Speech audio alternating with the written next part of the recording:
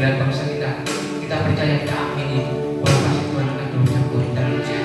Ayo kita pujikan, bilang kau izinkan sesuatu terjadi dalam kehidupan kita. Pasti Tuhan punya rencana yang indah. Syukur, terima kasih Bapak, terima kasih. Engkau terlalu baik di dalam kehidupan kami ya Tuhan. Kalau pada sore malam hari ini Kau masih boleh kumpulkan kami semua di desa muda, Tuhan boleh menaikkan pujian syukur kami lewat streaming pada malam hari ini. Biarlah ini ya Tuhan penyembah kami, inilah pujian kerinduan kami. Kami mau menaikkan syukur di hadapan Tuhan. Terima kasih Yesus, terima kasih Tuhan. Haleluya. Amin. Amin.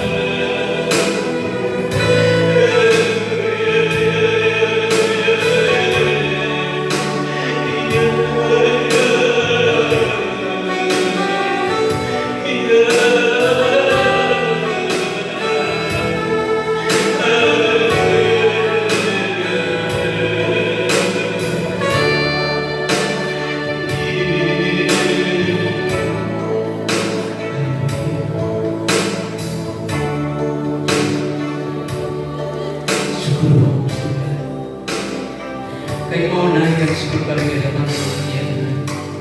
Banyak perkara yang kau berbuat di dalam iman kami ya Tuhan. Dan kami percaya ya Tuhan, kuasa-Mu masih terjadi di dalam kehidupan kami. Terus jamah kami Tuhan, terus tolong kami.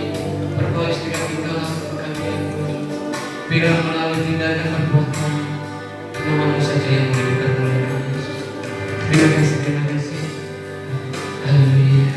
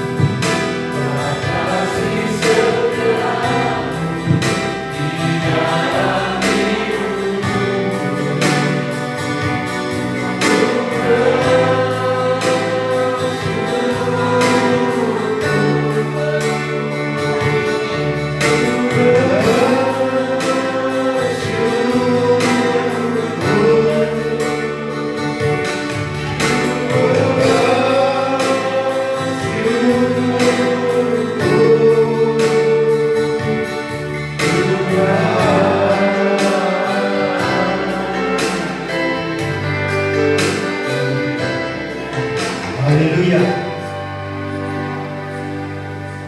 Mari kita sama-sama berdoa. Bapa surgawi, Bapa yang kami kenal dan kami sembah hanya di dalam satu nama, yaitu Tuhan Yesus Kristus. Kalau pada sore hari ini kami diberi kesempatan untuk bisa beribadah sekalipun hanya lewat live streaming Tuhan, kami tahu ini suatu kebaikan Tuhan yang dilimpahkan dalam kehidupan kami. Malam hari ini Tuhan, kami mau mendengarkan kebenaran firman Tuhan. Ampuni segala dosa kesalahan kami. Ampuni segala pelanggaran yang kami perbuat kepada Tuhan. Karena sebagai manusia, kami tidak luput daripada dosa dan kesalahan. Malam hari ini Tuhan, ampuni kami. Layakkan kami untuk mendengarkan kebenaran firman-Mu. Dan terutama hamba-Mu Tuhan, yang hendak menyampaikan kebenaran firman pada malam hari ini. Ampuni hamba-Mu Tuhan segala dosa pelanggaran yang hamba perbuat. Karena tanpa pengampunan dari Tuhan, hamba tidak layak untuk menyampaikan kebenaran firman itu Tuhan. Urapi hamba-Mu Tuhan, supaya ketika kebenaran firman itu disampaikan, kebenaran firman itu tidak jatuh di tanah yang berbatu-batu. Kebenaran firman itu tidak jatuh di tepi jalan. Kebenaran firman itu tidak jatuh di semak duri. Tapi biarlah firman yang disampaikan pada malam hari ini jatuh di tanah hati yang subur dan berbuah-buah di dalam kehidupan kami. 30 kali lipat, 60 kali lipat, bahkan 100 kali lipat. Biarlah kebenaran firman itu mengubah hidup kami, mengubah pola pikir kami, mengubah karakter kami, mengubah tabiat kami, supaya semakin hari hidup kami semakin serupa dengan Kristus. Terima kasih Bapak. Kami serahkan waktu selanjutnya hanya ke dalam tangan Tuhan.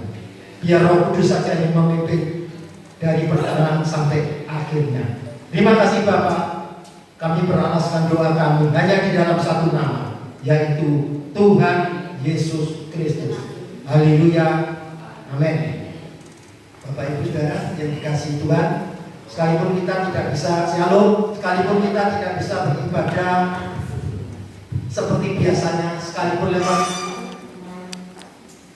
online live streaming seperti pada malam hari ini, Bapak Ibu Saudara percaya kalau Tuhan ada. Ya, yang penting hadirat Tuhan ada di tengah-tengah kita. Ya Bapak Ibu, dimanapun kita berada, kita beribadah bukan terfokus sama tempatnya, sama gedungnya, tapi dimanapun juga Tuhan itu ada.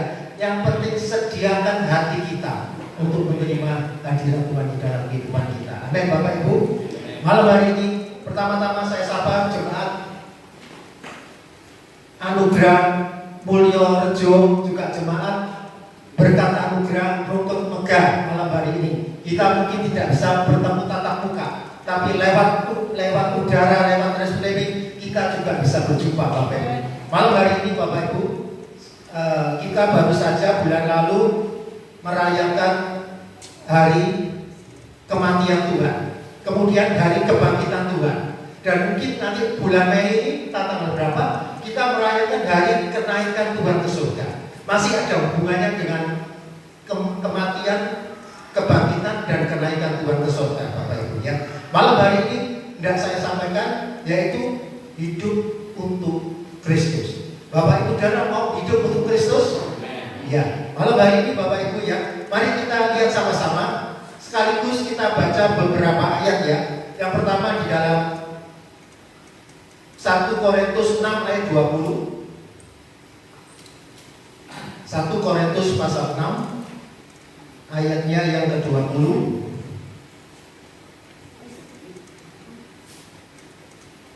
1 Korintus pasal 6 ayat yang ke-20. Saya bacakan untuk Bapak Ibu Saudara. Sebab kamu telah dibeli dan harganya telah lunas dibayar. Karena itu muliakanlah Allah dengan tubuh. Kamu telah dibeli, Bapak Ibu dan Saudara telah dibeli dan harganya lunas dibayar oleh Tuhan Yesus di atas kayu salib.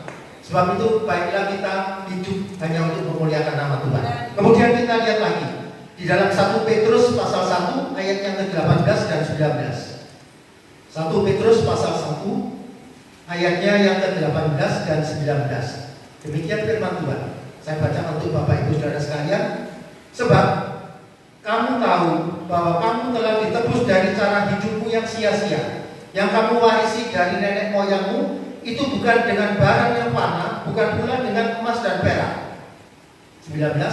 Melainkan dengan darah yang mahal, yaitu darah Kristus yang sama seperti darah anak domba yang tak bernoda dan tak bercacat. Bapak Ibu Saudara, kita ditebus bukan dengan emas, kita ditebus juga bukan dengan perak, tapi kita ditebus dengan darah yang mahal, yaitu darah Yesus yang tidak bercacat celah.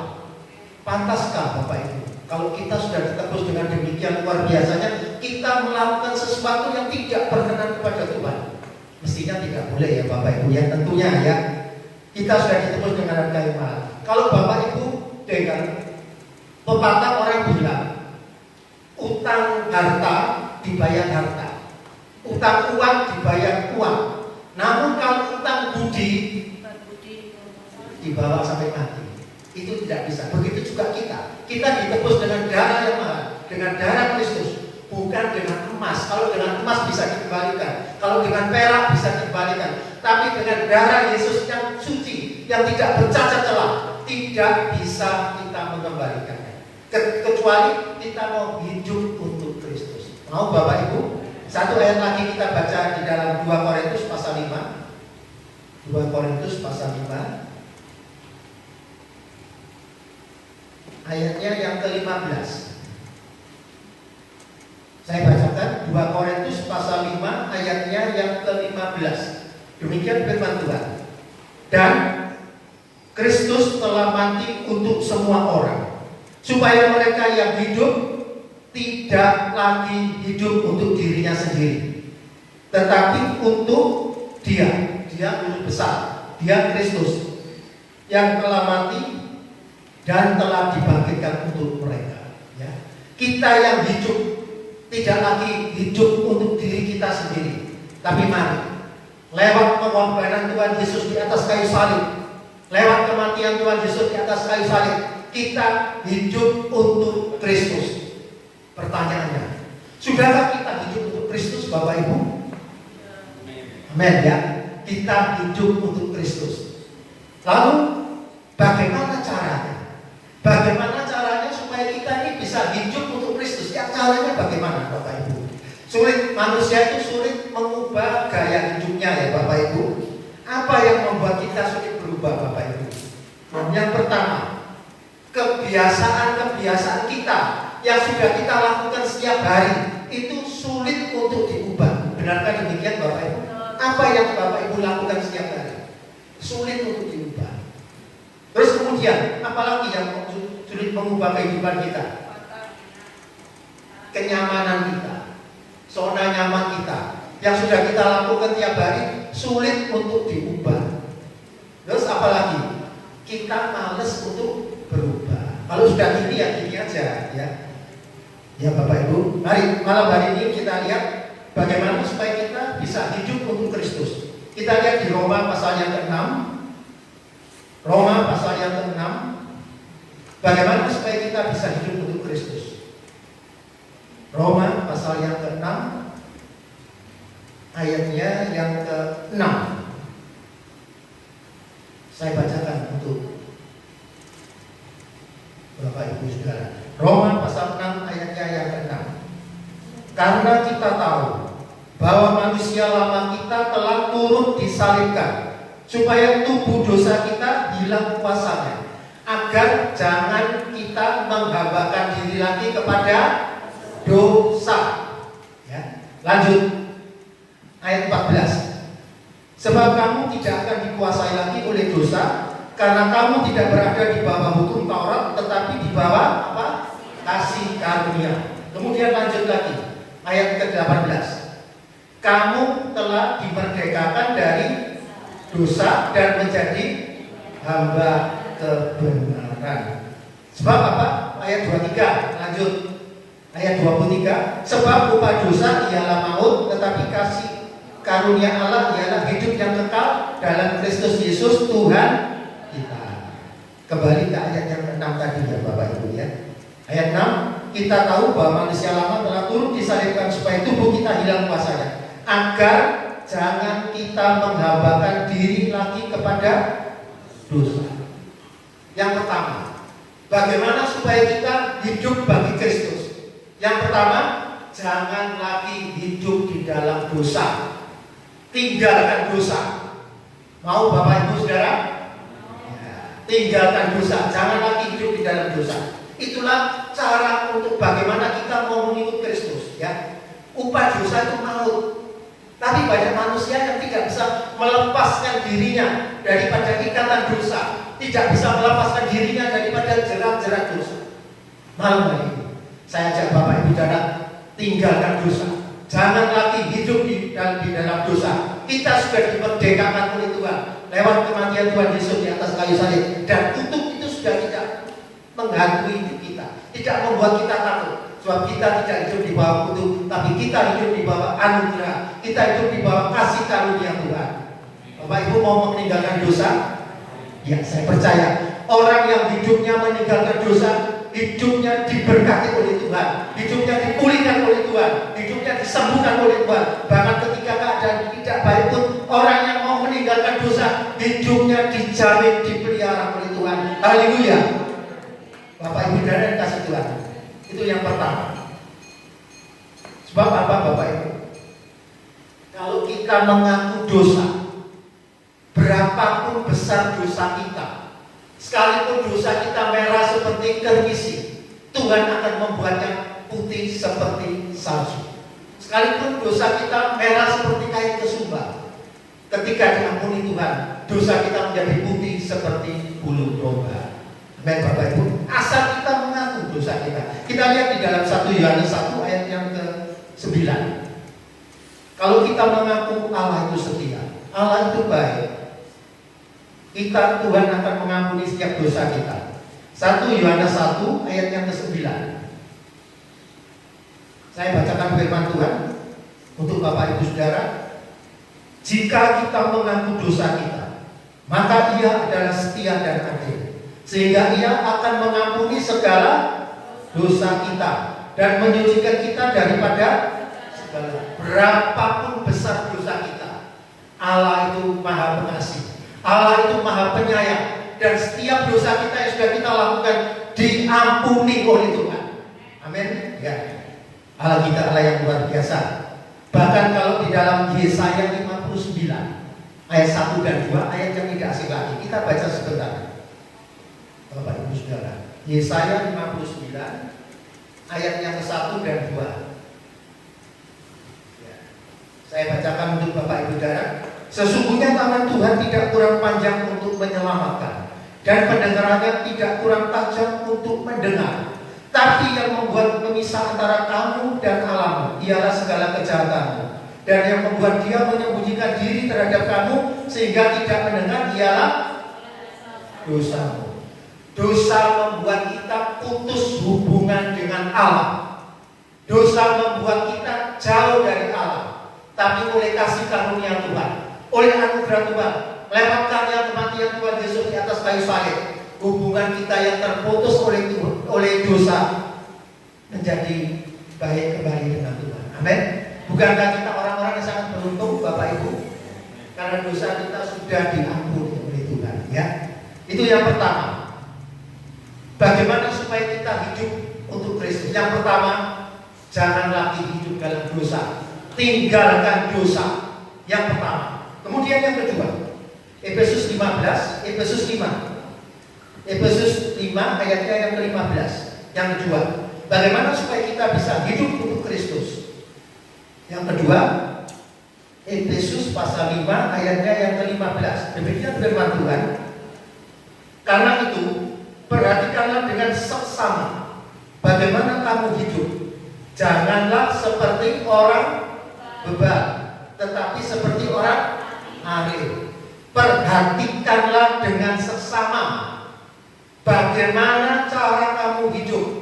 Perhatikanlah dengan sesama bagaimana cara Bapak Ibu Saudara hidup. Bagaimana?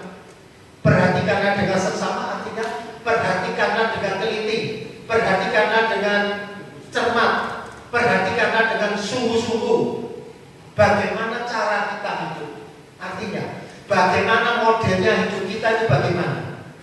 apakah kita sudah hidup untuk Kristus?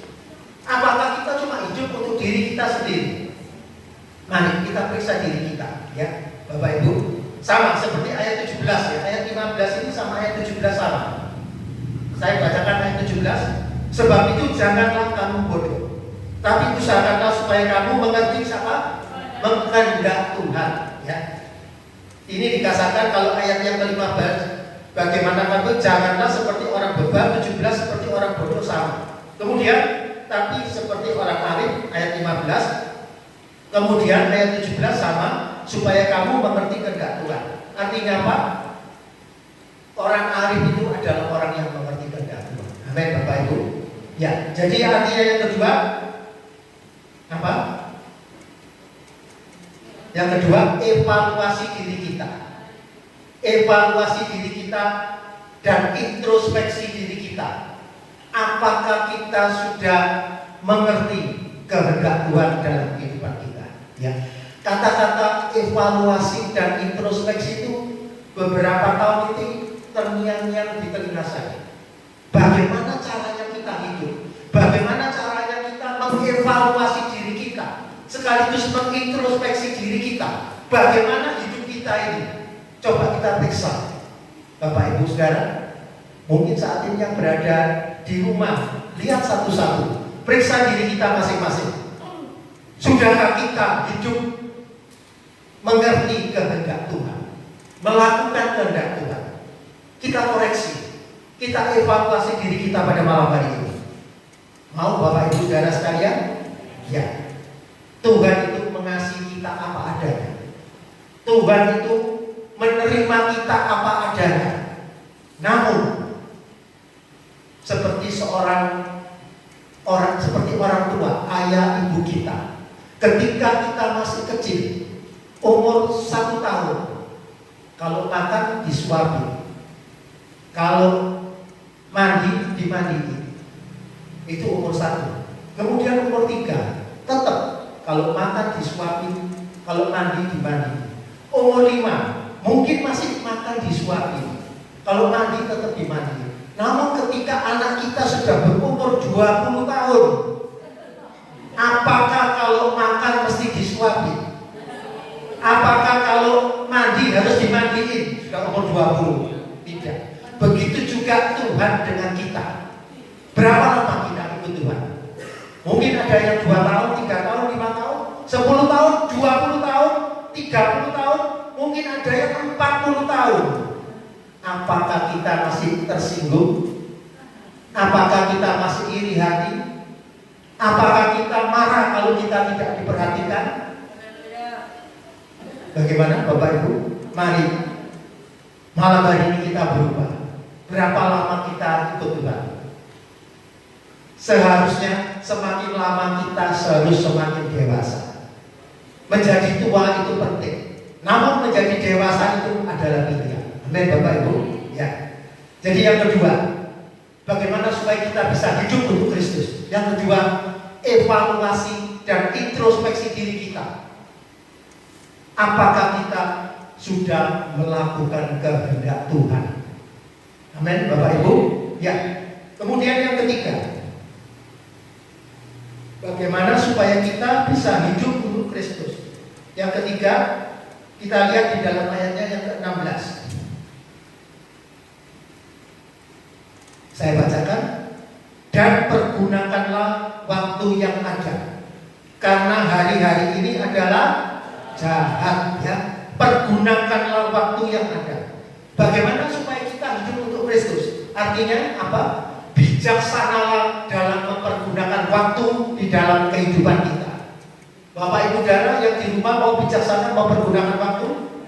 Ya. Kalau kita mau hidup untuk Kristus, maka bijaksanalah untuk menggunakan waktu kita sebaik-baiknya untuk Tuhan. Ya, Bapak Ibu, berapa banyak waktu yang Bapak Ibu Saudara gunakan untuk Tuhan? Lebih banyak mana waktu yang kita gunakan untuk diri kita sendiri atau untuk Tuhan? Saya rasa semua ngaku banyak untuk dirinya sendiri. Ya, tapi malam hari ini paling tidak saya di Alkitab tidak tertulis, saya menghimbau Gunakan 1/10 waktu kita untuk Tuhan. Amin. Bapak Ibu yang ada di rumah, Bapak Ibu yang ada di tempat ini juga, saya percaya hidup kita pasti berubah, ya. Gunakan waktu, sisihkan waktu, paling tidak 1/10 untuk Tuhan, maka hidup kita pasti akan berubah. Hidup kita pasti akan diberkati oleh Tuhan. Hidup kita pasti akan ditolong oleh Tuhan. Amin ya Bapak Ibu ya. Yang ketiga, gunakan waktu. Bijaksanalah dalam gunakan waktu. Kita lihat di dalam 1 Petrus pasal 4 ayat 2. Coba Bapak Ibu lihat. 1 Petrus pasal 4 ayatnya yang kedua. Demikian firman Tuhan. 1 Petrus 4 ayat yang kedua. Supaya waktu yang sisa jangan kamu pergunakan menurut keinginan manusia, tetapi menurut kehendak Allah. Supaya waktu yang sisa, berapa lama lagi kita hidup di dunia, kita tidak tahu Bapak Ibu. Mungkin 10 tahun, 5 tahun, 15 tahun, atau setahun, atau 1 minggu lagi, atau 1 hari lagi, kita tidak tahu. Baik, kita gunakan waktu kita untuk Tuhan, ya. Sebab ada saatnya ketika kita mau melayani Tuhan, kita sudah tidak punya waktu lagi. Karena apa? Hidup ini adalah kesempatan, dan kesempatan belum tentu terjadi untuk kedua kali, ya. Hati-hati penggunaan waktu kita. Gunakan waktu sebaik-baiknya. Bagi waktu kita untuk melakukan kehendak Tuhan, ya. Lagunya ada. Hidup ini adalah sementara, ya. Sementara kita hidup, bagi waktu kita untuk memuliakan nama Tuhan, supaya ketika kita dipanggil, kita sudah melakukan apa yang Tuhan kehendaki. Jangan sampai ketika kita dipanggil, waduh, belum saya lakukan. Jangan ya Bapak Ibu ya. Itu yang ketiga. Kemudian yang keempat, kembali ke Efesus 4 tadi. Efesus 4 ayatnya yang ke 19. Efesus 4 ayat yang ke-19. Demikian firman Tuhan. Dan berkata-katalah seorang kepada yang lain dalam mazmur, kidung puji-pujian dan nyanyian rohani. Bernyanyi dan bersoraklah bagi Tuhan dengan segenap hati. Artinya apa? Ayat 19 ini, bijaksanalah dalam menggunakan perkataan kita. Bijaksanalah dalam menggunakan ucapan kita.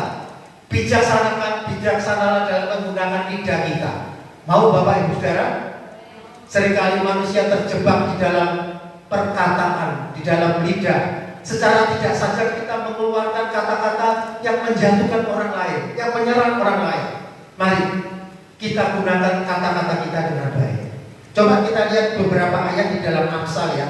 Nanti saya bacakan dengan cepat karena waktunya. Gunakan kata-kata bijaksanalah menggunakan kata-kata kita. Amsal pasal yang ke-13. Amsal pasal yang ke-13 ayat yang ketiga. Demikian firman Tuhan. Siapa menjaga mulutnya memelihara nyawanya. Siapa yang lebar bibir akan ditimpa kebinasaan. Kita mau pilih yang mana? Siapa menjaga mulutnya memelihara nyawanya. Kemudian lanjut Amsal 18 ayat 21. Ayat yang tidak asing lagi. Amsal 18 ayat 21. Hidup dan mati dikuasai lidah. Siapa yang suka mengembangkannya akan memakan buahnya. Kemudian lanjut Amsal 21 ayat yang ke-23. Demikian firman Tuhan. Siapa memelihara mulut dan lidahnya, memelihara diri daripada kesukaran. Ya Bapak Ibu, siapa memelihara mulut dan lidahnya, memelihara dirinya daripada kesukaran. Bapak Ibu mau pilih yang mana? Mau menjaga lidah, mau menjaga perkataan, mau menjaga ucapannya, atau sembarangan aja? Pasti mau menjaga perkataannya, ucapannya, lidahnya. Kemudian di dalam perjanjian baru kita lihat ya, Yakobus pasal 1. Ini tadi perjanjian lama, sekarang perjanjian baru. Yakobus pasal 1 ayatnya yang ke-26. Yakobus 1 ayat 26. Demikian firman Tuhan, saya bacakan. Jikalau ada seorang menganggap dirinya beribadah tetapi tidak mengekang lidahnya, ia menipu dirinya sendiri dan sia-sialah ibadahnya. Jadi kalau kita beribadah kepada Tuhan, namun kita tidak bisa menjaga ucapan kita tidak bisa menjaga perkataan kita tidak bisa menjaga lidah kita, ibadah kita dianggap sia-sia oleh Tuhan. Bapak Ibu dan kasih Tuhan, mari malam hari ini bijaksanalah menjaga lidah kita, ya. Sebab kalau kita tidak menjaga, ibadah kita itu percuma, ibadah kita itu menjadi sia-sia. Dikatakan demikian oleh firman Tuhan. Terus pertanyaannya Bapak Ibu, bagaimana supaya kita bisa menjaga perkataan kita? Bagaimana supaya kita bisa menjaga lidah kita? Bagaimana supaya kita bisa menjaga ucapan kita? Bagaimana caranya? Kita jaga hati kita, ya. Amsal 4 ayat 23 dikatakan, jagalah hatimu dengan segala kewaspadaan, karena dari situlah terpancar kehidupan. Kalau kita mau jaga ucapan kita, mau menjaga perkataan kita, jaga hati kita. Amin Bapak Ibu. Karena apa? Apa yang keluar dari mulut kita itu dasarnya dari hati kita. Amin Bapak Ibu. Apa yang keluar dari mulut itu dasarnya dari hati kita. Coba saya buktikan dengan firman Tuhan, ya. Matius 15. Matius 15 ayat yang ke-18. Matius 15 ayat yang ke-18. Ya. Saya bacakan demikian firman Tuhan.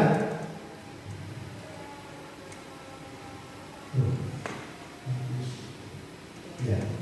Tetapi apa yang keluar dari mulut berasal dari hati, dan itulah yang menajiskan orang, ya. Kalau supaya kita bisa menjaga perkataan kita, jaga hati dulu. Sebab apa yang terlontar, yang keluar dari mulut kita itu berasal dari hati kita, ya. Amin Bapak Ibu. Ya, itulah yang keempat. Kemudian yang kelima, yang terakhir. Yang kelima, kembali ke Efesus 5 tadi. Efesus pasal 5 ayatnya yang ke-20. Efesus pasal 5 ayatnya yang ke-20. Demikianlah firman Tuhan, ucaplah syukur senantiasa atas segala sesuatu dalam nama Tuhan kita Yesus Kristus kepada Allah dan Bapa kita. Yang kelima, bagaimana agar hidup kita hidup untuk Kristus. Yang kelima, mengucap syukurlah senantiasa. Artinya mengucap syukurlah dalam segala keadaan. Mau Bapak Ibu Saudara, kita bisa mengucap syukur ketika keadaan baik. Kita bisa mengucap syukur ketika kita mendapat berkat yang besar. Kita bisa mengucap syukur ketika kita sudah disembuhkan oleh Tuhan. Apakah ketika kita sakit dan belum disembuhkan, apakah kita tetap bisa mengucap syukur? Ketika kita belum diberkati dan kita berada dalam keadaan kekurangan, bisakah kita mengucap syukur? Ketika kita masalah kita, problem kita belum ditolong oleh Tuhan, bisakah kita mengucap syukur? Kebenaran firman Tuhan mengajar kepada kita pada malam hari ini, supaya kita tetap mengucap syukur dalam segala keadaan. Sebab di 1 Tesalonika 5 ayat yang ke-18, coba lebih jelas lagi di sana dikatakan Bapak Ibu. 1 Tesalonika 5 ayat yang ke-18. Tesalonika 5:18. Demikian firman Tuhan.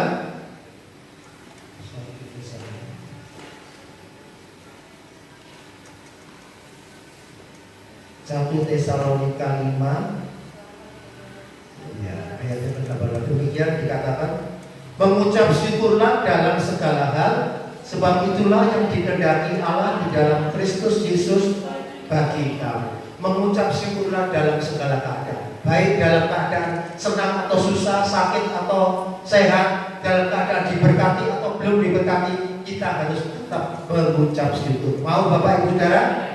Saya kira tidak saya berpanjang lagi, tapi saya mau merangkum firman yang disampaikan pada malam hari ini. Bagaimana supaya kita hidup untuk Kristus? Apa langkah-langkah yang harus kita lakukan? Yang pertama, jangan lagi menjadi hamba dosa, tinggalkan dosa.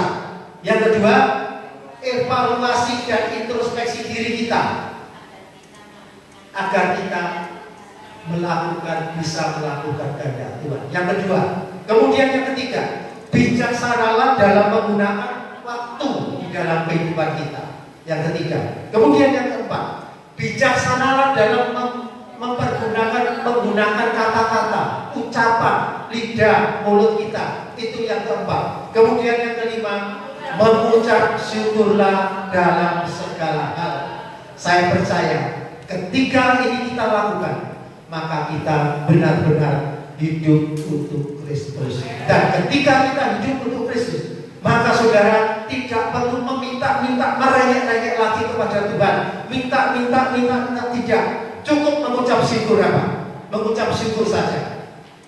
Kalau saudara sakit, saudara pasti disembuhkan oleh Tuhan. Kalau saudara kekurangan, saudara pasti dicukupi oleh Tuhan. Bahkan kehidupan saudara akan dipulihkan oleh Tuhan. Dan anak cucu kita tidak pernah akan meminta-minta roti. Haleluya. Saya tidak berpanjang lagi. Mari kita tutup di dalam doa. Kita nyanyikan sebuah lagu. Ya, kita sama-sama bangkit berdiri. Ya. Kita nyanyikan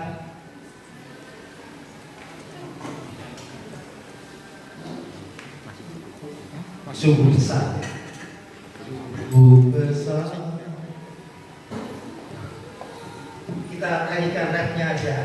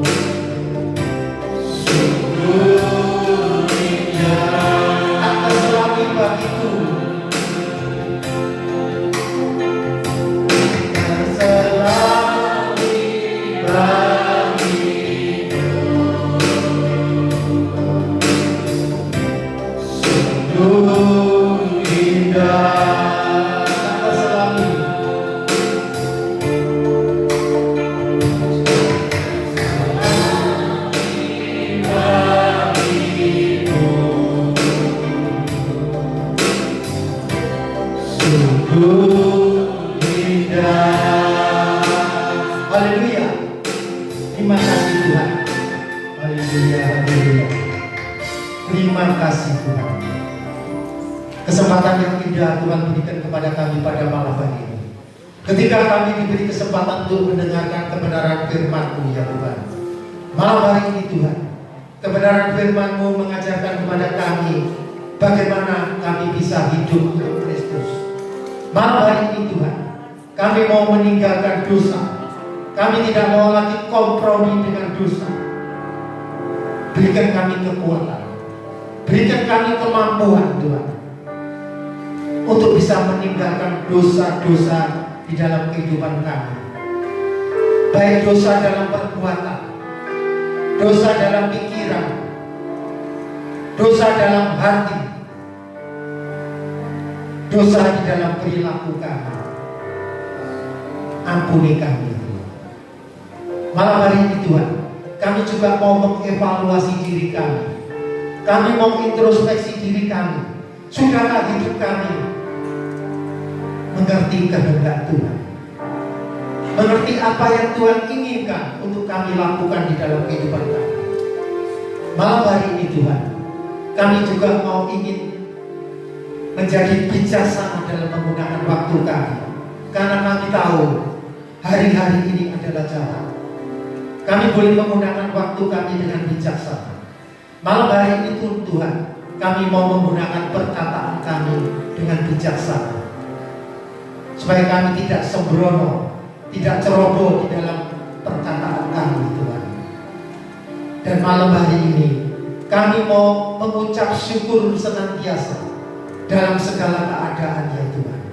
Baik keadaan baik maupun tidak baik, kami mau tetap mengucap syukur, karena itu adalah perintah Tuhan. Malam hari ini Tuhan, Tuhan berkati jemaat-Mu Tuhan. Jemaat GBPS Anugerah di Mulyorejo, jemaat berkat anugerah di Rumit Megah,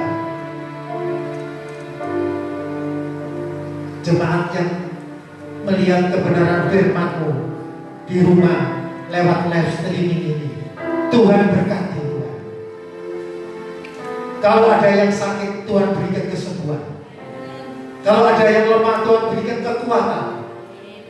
Kalau ada yang susah, Tuhan berikan penghiburan.